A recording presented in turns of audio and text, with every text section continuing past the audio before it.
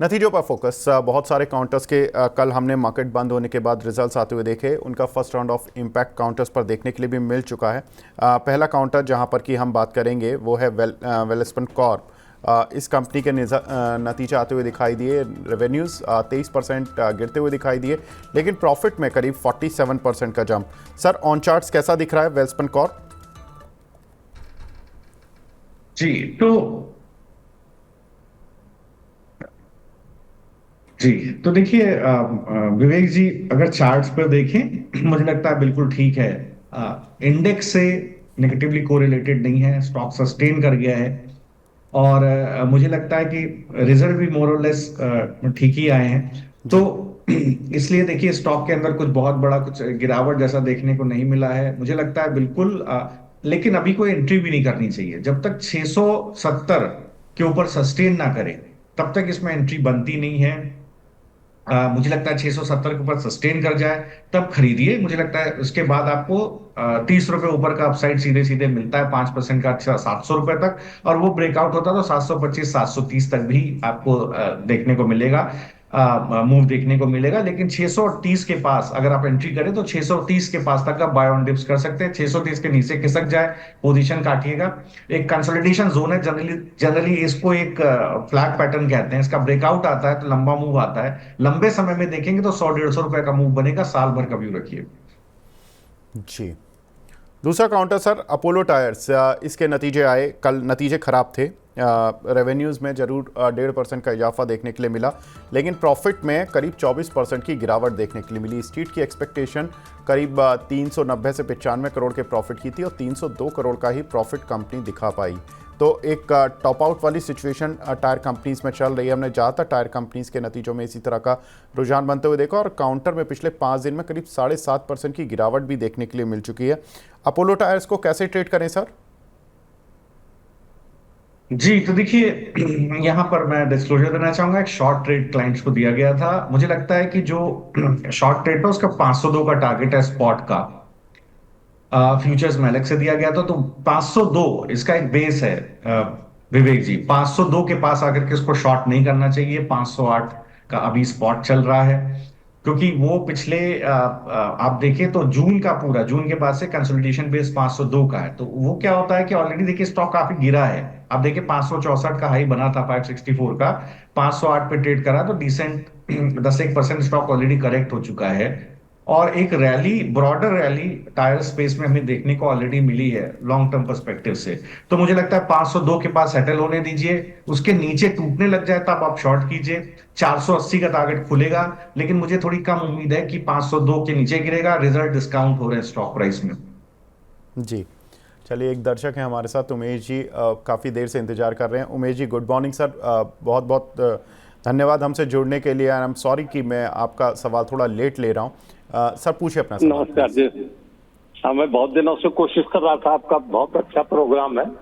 Thank you sir. और मुझे भी 2-3 महीने से पता लगा। मेरे पास जो है एसबीआई कार्ड के शेयर है, 1100 रुपए के लगभग के। 3 साल हो गए करीब इनको।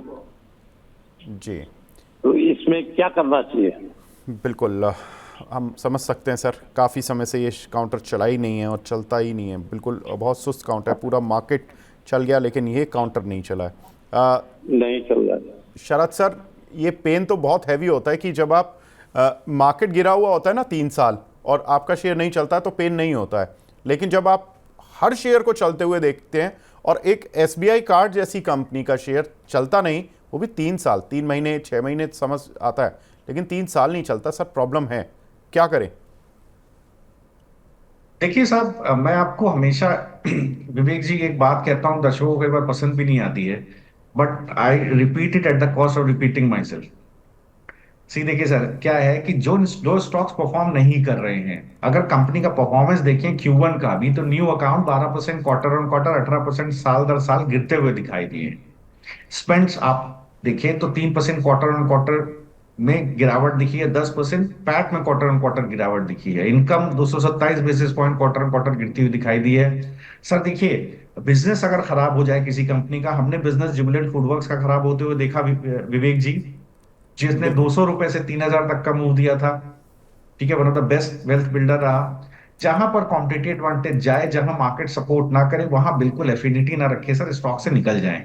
आप समझिए, स्टॉक आपको कहीं कुछ लेकर के कहीं कुछ देगा नहीं। आप अगर लंबे दौरान भी देखें, मैं चार्ट भी देख पा रहा हूँ स्टॉक का, बिल्कुल आपको सर कुछ नहीं, कुछ मिला नहीं है स्टॉक के अंदर। अगर आप अभी कहीं, अगर आप अभी पोजीशन काट भी दें सर, तो मैं आपको कहूंगा, आप देखिए किस तरह की रैली चल रही है। आप देखिए, गवर्नमेंट भी चाहती है कि रूरल कंजम्पशन प्रोपेंसिटी बढ़े। विवेक जी, कई बार मतलब 2-3 महीनों में बात डिस्कस कर चुका हूं। आप देखिए किस तरह के मूव केमिकल बिल्कुल। सेक्टर में आए हैं। आप दीपक फर्टिलाइजर देखिए, कोरोमंडल देखिए, आरती देखिए, पीआई इंडस्ट्री देखिए, अभी मैंने दिया है पीआई इंडस्ट्री को, चंबल फर्टिलाइजर देखिए। इसके अलावा आप कैपिटल गुड्स में देखिए, सुजलॉन किस तरह से मूव किया है, त्रिवेणी टरबाइन देखिए, नॉर्थ वेंड, एफएमसीजी में बीकाजी, बलरामपुर चीनी, यूनाइटेड स्पिरिट, ज्योति लैब। देखिए सर, जहां वहां रहिए जहां पर कंजम्पशन प्रोपेंसिटी गवर्नमेंट बिल्कुल सरकार चाहती है रूरल एरिया में बढ़े, वहां आपको मूव बड़े बड़े मिल रहे हैं, वहां रहने की कोशिश करिए। स्टॉक स्पेसिफिक एफिनिटी मत रखिए, स्टॉक से एग्जिट कर जाइए सर। आने वाले समय में भी शायद इसके रिजल्ट्स ऐसे ही रहने वाले हैं, तो स्टॉक में कुछ बहुत बड़ा मूव नहीं आएगा। बिल्कुल। तो सर आप स्टॉक से एग्जिट कर लें, शरद सर की राय है, और अच्छे कुछ स्टॉक्स रिप्लेसमेंट के तौर पे हम शरद सर से ही पूछ लेंगे at the end of the programming.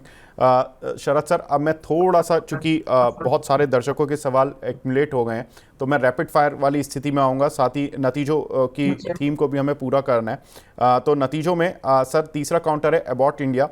यहाँ पर रेवेन्यूज़ में करीब 5.5% का जंप, प्रॉफिट में 13% का जंप देखने के लिए मिला है। कैसे ट्रेड करना चाहिए सर इस काउंटर को? देखिए सर, फार्मा की तो बल्ले बल्ले है विपुल जी। मुझे नहीं लगता कि रिटेल का पार्टिसिपेशन आया, जिस तरह के फार्मा में मूव्स आए हैं जी जबरदस्त, मतलब मैमथ मैमथ रिटर्न्स गिरे हैं पिछले 4-5 महीने में। बिल्कुल बने रहिए सर, ये स्टॉक अपना ऑल टाइम हाई ब्रेकआउट दे रहा है। फरवरी 24 का 29,200 के आसपास का हाई है, तोड़ेगा सर तो ये सीधे सीधे 3100 रुपए तक जाएगा। बिल्कुल बने रहिए। एनएचपीसी सर, हमारे काफ़ी दर्शक सवाल भी पूछ रहे हैं कि रिजल्ट्स भी आ गए अब तो, और काउंटर में कुछ मूवमेंट नहीं आ रहा है। रेवेन्यूज़ में 2.5% की गिरावट देखने के लिए मिली, लेकिन प्रॉफिट विपुल में जी, विवेक जी, नाम स्टॉक का अच्छा, एनएचपीसी, जी जी सर जी एनएचपीसी सर प्रॉफिट में जी 1% का जंप, लेकिन अच्छी बात यह थी कि प्रॉफिट की एक्सपेक्टेशन डिक्लाइन होने की ही थी। 1095 करोड़ के मुकाबले करीब 890 और 900 करोड़ के बीच में स्ट्रीट एक्सपेक्ट कर रहा था कि इसका प्रॉफिट आएगा, लेकिन स्ट्रीट की एक्सपेक्टेशन से 200 करोड़ ज़्यादा आया काउंटर का कंपनी का रिजल्ट। काउंटर सर 100 रुपये के नीचे, क्या करें आप? तो देखिए, शांति से बैठिए चुपचाप। जब ये स्टॉक 100 रुपए के ऊपर सेटल हो जाए, 101-2 रुपए के ऊपर सेटल हो जाए, तब खरीदिए।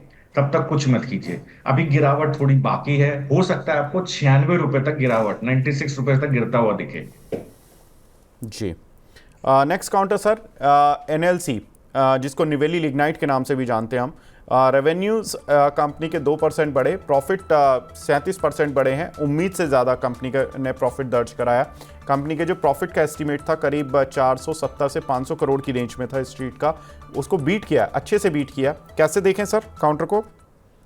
जी, तो देखिए, कंसोलिडेट हो रहा है स्टॉक। मुझे लगता है अभी ऑलरेडी बॉटम आउट हो चुका है यहाँ पर। 274 के 263 का भाव है। आप इन्वेस्टमेंट पर्सपेक्टिव से या ट्रेडिंग पर्सपेक्टिव से 274 का एक ट्रिगर लगाइए। 274 के ऊपर सेटल कर जाए, बिल्कुल खरीदिए। दोबारा आपको 300 के भाव दिखेंगे, जब तक 274 के ऊपर ना जाए बिल्कुल मत खरीदेगा। हो सकता है किसी गिरावट में आपको 245 रुपए तक भी गिरता हुआ दिखे। जी। अरुण मांझी जी का सवाल काफ़ी समय से है बीपीसीएल पर। सर इन्होंने कुछ शेयर लिए हुए हैं 344 के। बीपीसीएल के रिजल्ट्स तो हमने देखा था कि बहुत ज़्यादा इंक्रीजिंग नहीं आए थे। क्या करें सर? इनका इरकॉन पर भी सवाल है, पहले मैं बीपीसीएल पर ले लेता हूँ। जी जी, तो देखिए, बीपीसीएल में गिरावट है। अगर आप देखेंगे, अभी ये जो गिरावट है, ये ऑलरेडी 330 तक इसको लेके जाएगी। 334 का भाव है, तो फर्दर भी गिर सकता है, 325 तक भी आ सकता है। जब तक 340 के ऊपर सेटल ना करें, नई खरीदारी मत करें। और अगर आप कहीं जाना चाहते हैं, सब्स्टिट्यूट चाहते हैं सर, तो कोल इंडिया में आ जाइए। 530 का भाव है, ये 575 की तरफ जा रहा है, पर 10-15% का मूव यहां पर बनता है। 508 का स्टॉप लॉस रखिए। बाय ऑन डिप्स का व्यू 518 तक रखिए। जी। एक हमारे दर्शक हैं विनीता यादव जी। इन्होंने मॉइल पर अपने कुछ शेयर लिए हुए हैं सर, 500 रुपये पर 100 शेयर लिए हुए हैं, पूछना चाहती हैं आपका व्यू। जी, तो देखिए एक स्टॉप लॉस जरूर रखिए 435 रुपए के आसपास। इसके 435 के नीचे खिसक जाए, बेच करके हट जाइए। मैं क्यों आज विवेक जी बोल रहा हूं लगातार स्टॉप लॉसेस और ऊपर की तरफ ब्रेकआउट के बाद खरीदने का, क्योंकि निफ्टी का टेक्सचर अच्छा नहीं है। अगर गिरावट होती है, 50 डे में टूटता है, तो और बड़ी गिरावट हो सकती है। फंडामेंटल रीजंस हैं इसके, हम लोग लगातार डिस्कस कर रहे हैं। तो 435 पर एक स्टॉप लॉस बना करके रखिए। अगर इसके नीचे खिसक जाए जी तो आप पोजीशन काटिए। इसमें बुलिशनेस तभी आएगी मैडम जब 480 के ऊपर चलना शुरू होगा। जी, अच्छी बात है। काफ़ी जो हमारी दर्शक हैं वो महिला दर्शक भी जुड़ रही हैं और इन्वेस्ट कर रही हैं। इंटरेस्टिंग, बबीता जी का सवाल काफ़ी देर से वो पोस्ट कर रही हैं। शिपिंग कॉरपोरेशन पर सर 285 के उन्होंने लिए हुए हैं और मझगांव डॉक के उन्होंने 5660 रुपये पर कुछ शेयर लिए हुए हैं। क्या करना चाहिए? दोनों ही नीचे हैं सर। जी, तो देखिए अगर आप शिपिंग कॉरपोरेशन में देखें, बिल्कुल एक ब्रेकडाउन है। ये गिरावट देखिए, ये शिपिंग कॉरपोरेशन ट्रेडिंग स्टॉक नहीं है। जब कभी मैं आता हूं, मैं हमेशा जिक्र करता हूं 260 का है, 4-5 साल होल्ड करेंगे तो 2000 का भी हो सकता है। तो यहाँ पर शिपिंग कॉर्पोरेशन कॉर्पोरेशन और गार्डन रीच, विवेक जी कई बार मैं दो स्टॉक डिस्कस कर चुका हूं जो मल्टी बैगर होने की हैसियत रखते हैं। ट्रेडिंग पर्सपेक्टिव से आप जा रहे हैं तो जहां पर अभी ट्रेड कर रहा है 250, वहीं पर बेस है।